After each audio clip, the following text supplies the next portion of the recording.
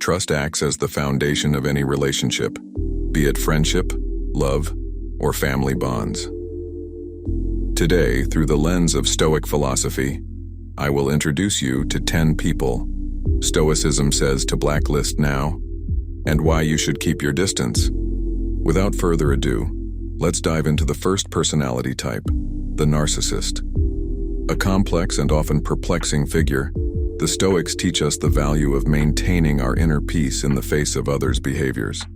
When dealing with a narcissist, the art of detachment shields us from their self-centered actions, preserving our tranquility amidst their endless quest for affirmation. Picture someone whose conversations revolve solely around themselves, oblivious to the needs and feelings of others. That's the narcissist. Their primary concern is themselves, prioritizing their desires over everyone else's, indifferent to the repercussions on those around them. How can we trust someone who only sees their reflection, who constantly seeks to overshadow others? The peril with narcissists lies in their image obsession. They will do anything to maintain and enhance their public persona, even if it means harming others. Their inflated ego often renders them unable to accept responsibility for their actions, preferring to blame others instead. Be wary of individuals who dominate conversations, imposing their perspective without lending an ear to others. Their quest for admiration and validation can lead to extremes, endangering those close to them. Caution is advised around such personalities, as their foremost priority will always be themselves, to the detriment of others. Next is the gossip, a character as old as time itself. With their enlightened view on human nature, the Stoics left us valuable advice on navigating the murky waters of rumors and gossip. They remind us of the importance of not letting others' opinions define or disturb our inner peace. Imagine someone who thrives on others' secrets, who feasts on stories and rumors. That's the gossip. If you hear them speaking ill of others, rest assured they will do the same to you behind your back. This penchant for sharing often confidential information isn't merely a fleeting habit. It's a deliberate act, a source of enjoyment for the gossip. It would be naive to think that just because someone is close to you, they will keep your secrets. The nature of the gossip is such that they cannot help but share and spread information. However, if you wish certain information to be disseminated, the gossip can be your greatest ally. Simply tell them what you want to be known, and they'll take care of the rest, spreading the news like wildfire.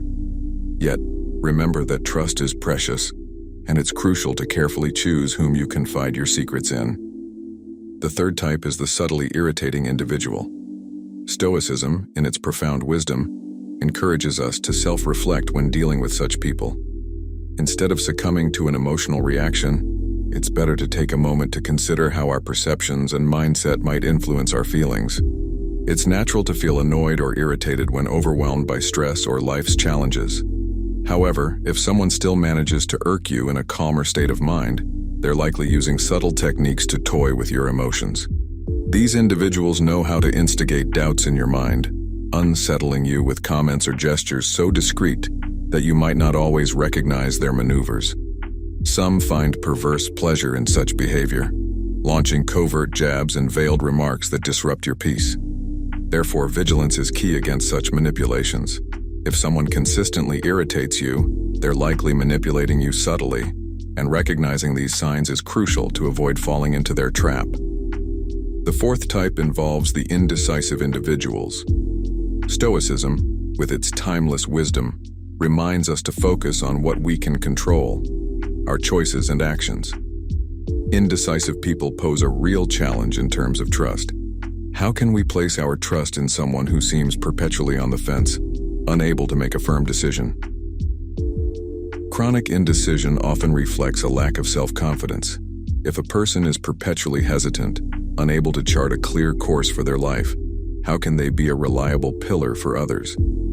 Their unpredictability is another factor for mistrust. Without a well-defined personality and a clear sense of what they want, their decisions may appear random or whimsical. Comparing an indecisive person to a child wielding a knife might seem harsh, but it aptly illustrates the potential danger. With such individuals, one never truly knows what to expect. Their lack of decisiveness and clarity can make them unpredictable, and in certain situations this can prove risky. It's therefore essential to approach relationships with such people with caution and discernment. The fifth type is the double-faced individual.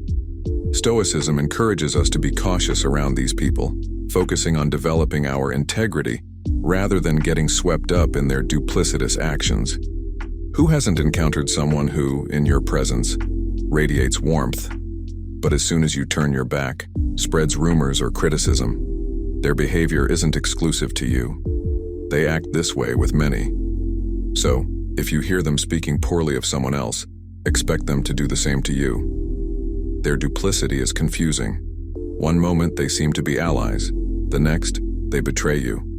Upon identifying such duplicity, it's advisable to distance yourself, protect your well-being, and steer clear of toxic relationships.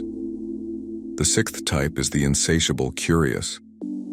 It's crucial to set boundaries in our interactions and handle information with discernment. The Stoics warn against those whose curiosity never seems to be satisfied, as it could one day be used against us. This excessive curiosity sometimes hides latent jealousy. Therefore, it's imperative to exercise caution regarding what we reveal and to whom, because even in the presence of someone seemingly benevolent, who can truly predict how they'll use your confidences in the future, if someone exhibits unending curiosity, it's wise to maintain some distance or limit your trust in that person. However, it's crucial to differentiate between ordinary conversation and excessive curiosity.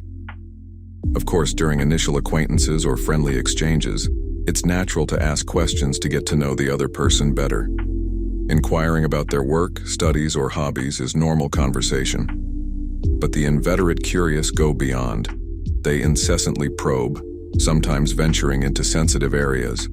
For example, if they insist on knowing intimate details like your salary despite your attempts to change the subject, that's a telling sign. Such individuals should be watched and treated with reserve. If possible, it's even advisable to distance yourself from them. The seventh type is the person who wants to be everyone's friend. Stoicism teaches us that we can't control others' perceptions of us. Instead of seeking universal approval, the Stoics value authenticity. Who hasn't come across someone who always seems to shine, dispensing smiles and compliments everywhere, promising wonders to everyone? They embody the individual striving to be liked, to stand out in society, to be the center of attention. It's essential to note that such behavior isn't necessarily condemnable in itself.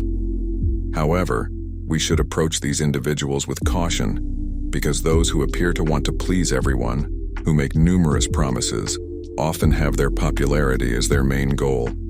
For these people, you're just one among many, a link in their vast social network. They're in a constant quest for recognition, sometimes building a world of illusions around themselves.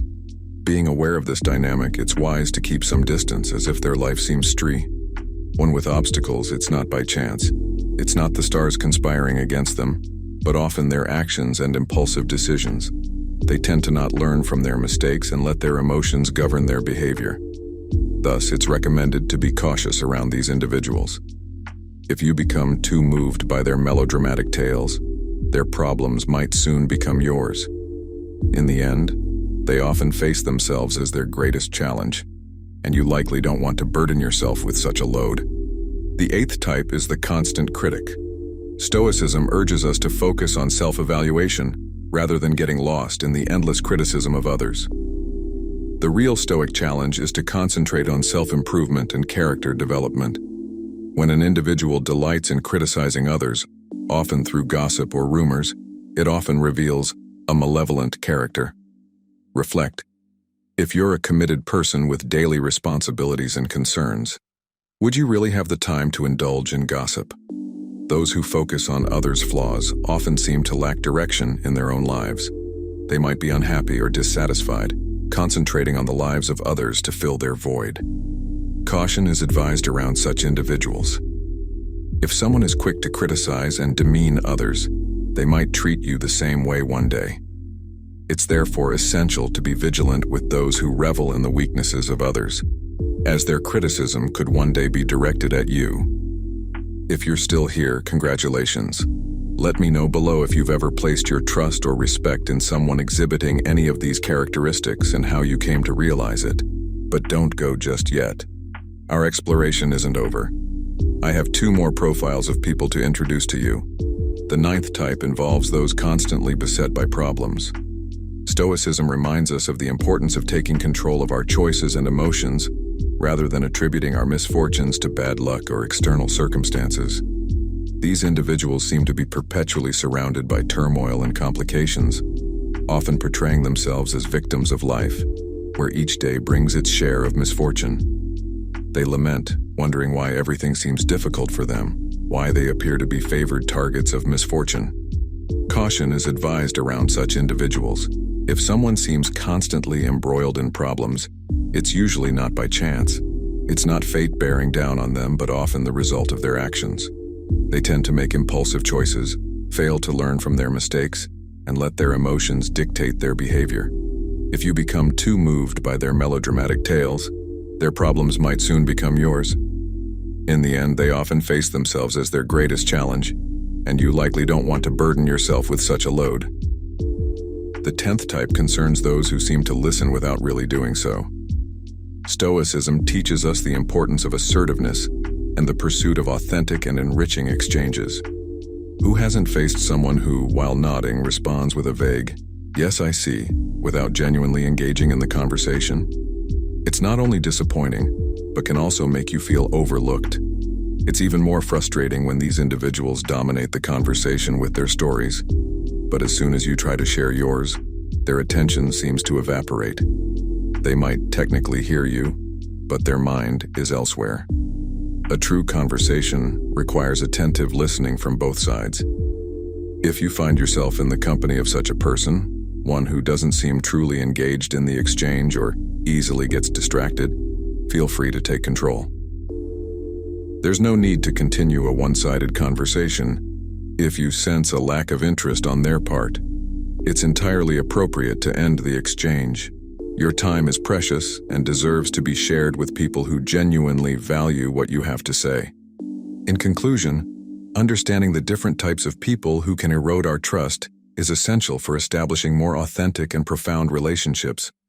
By drawing on Stoic wisdom, we learn to preserve our serenity, cultivate virtue, value authenticity, and adeptly handle delicate situations. That's all for today. We've come to the end of this video, and I sincerely hope these reflections will be beneficial to you. See you soon.